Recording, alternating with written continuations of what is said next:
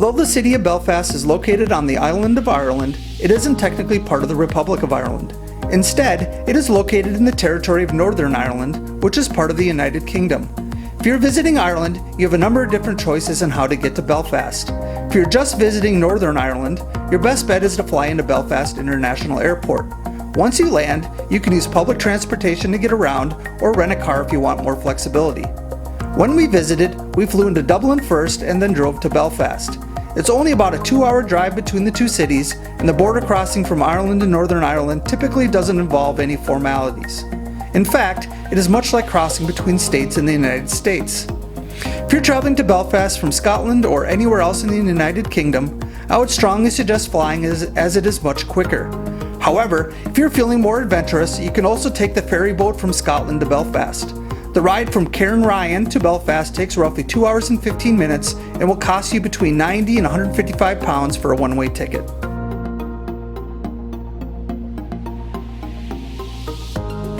Belfast is an incredible city that has a lot of great things for visitors to see and do. Between seeing the birthplace of the Titanic to one of Ireland's most beautiful castles, you'll never be bored when touring Belfast. If you're starting to plan your trip and would like some suggestions on what to add to your itinerary, I'm going to outline my top 10 favorite things to see and do in the city for you to consider.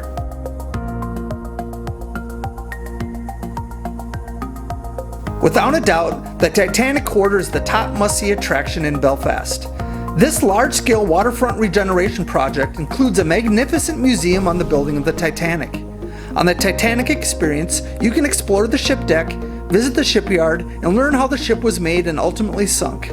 This is an amazing family experience that the kids will absolutely love. In addition to the museum, there are other attractions in the Titanic Quarter that are worthy of exploring. Between the historical maritime landmarks, film studios, boat rides, and restaurants, the area is a lot of fun to explore. Completed in 1869, the Albert Memorial Clock Tower is one of the best-known landmarks in the city of Belfast.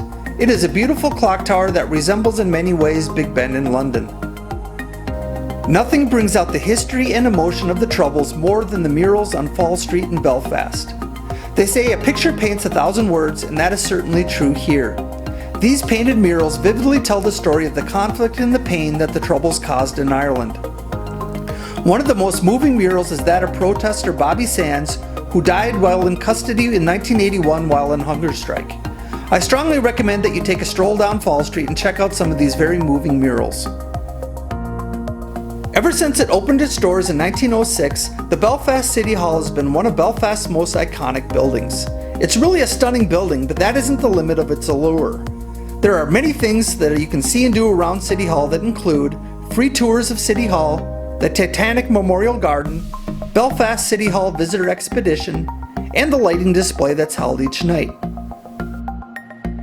The Belfast Castle is one of the most beautiful castles that you'll see in Northern Ireland. Situated on Cave Hill, the castle dates back to 1870 and is one of the most impressive buildings in Belfast. There are some absolutely spectacular views of the city of Belfast from the castle, and the mix of parkland and woodland provides a lot of wildlife viewing opportunities as well. Among the different types of wildlife that you might spot include long-eared owls, sparrowhawks, and Belfast's rarest plant, the Town Hall clock. Admission at Belfast Castle is free, but if you'd like to get a guided tour of the castle, there is a great tour available via Viator. Established in 1828 and occupying 28 acres of beautiful land, the Belfast Botanic Gardens offers a beautiful collection of exotic tree and plant collections for visitors to enjoy. It is no secret that they love their beer in Ireland and the UK, and nothing is more symbolic of Ireland and Northern Ireland's love affair with beer than the pubs. If you haven't been to a pub in Ireland or the UK, then I strongly suggest that you check it out on your next trip. Belfast certainly has its fair share of great ones for you to enjoy. Located near Fall Street, the St. Peter's Cathedral is a beautiful Roman Catholic church. When visiting Belfast, I would definitely recommend touring the church for its beauty and historical importance. St. Peter's Cathedral, like many places in Belfast, was historically significant in the Troubles that plagued Ireland and Northern Ireland in the 1960s through the 1990s. Inside the church, there is a memorial to 2 priests who were shot while administering to parishioners as a part of the struggle.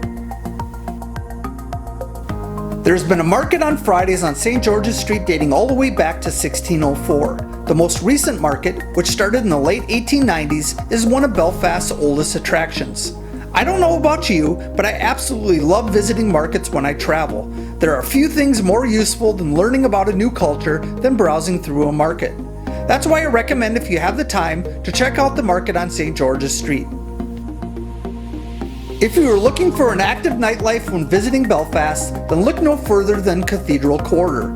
The Cathedral Quarter is a developing area near Royal Street that contains many different pubs, restaurants, nightclubs, and other areas of interest. It's a fun area that really comes to life at night, and it can be fun for visitors to enjoy.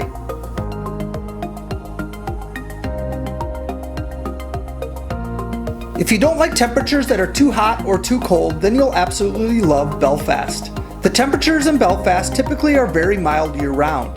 The average high temperature typically doesn't get above the upper 60s or lower 70s, and the average low doesn't get much cooler than the upper 30s. While the summer months of June through August are more pleasant, there isn't enough variation in the average temperature to make it a huge factor when planning your trip. When it comes to precipitation, on the other hand, rain can be a big factor when visiting Belfast. Belfast gets a lot of rain year-round. In fact, on average, it rains 157 days a year in Belfast. In some months, the city even gets over an inch of rain. The best window for visiting Belfast is in the late winter through early spring. The months of February through May see far less rain than the months of July through January. If you have the flexibility on when to plan your trip, I would ideally target these months of the year for your visit.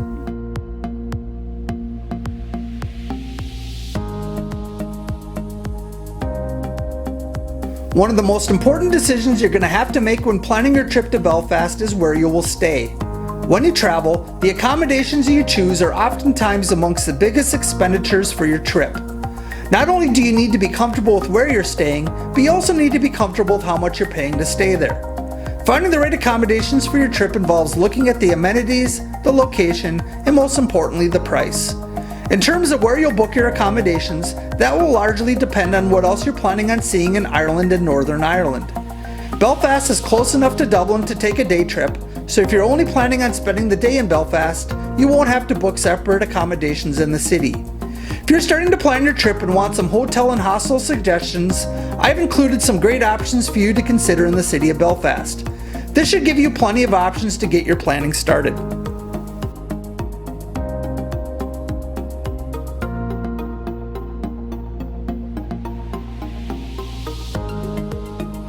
When most people plan a trip, their primary focus is on how to get there, where to stay, and what to see and do.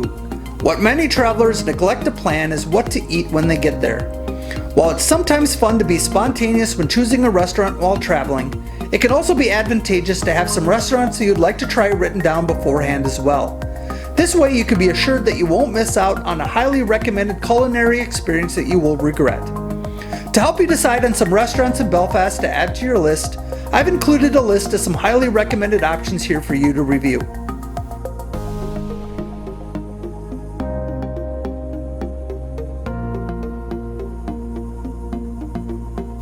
There is an abundance of amazing things to see and do in Belfast, and one of the best ways to experience those things is on a tour. If you're looking for fun tours and excursions to fill out your itinerary, I've included some great tour options at different price points for you to consider as you start to plan your trip. Thanks for watching. Make sure to follow me on Facebook, Instagram, and Twitter, and sign up on my blog to receive free premium travel content.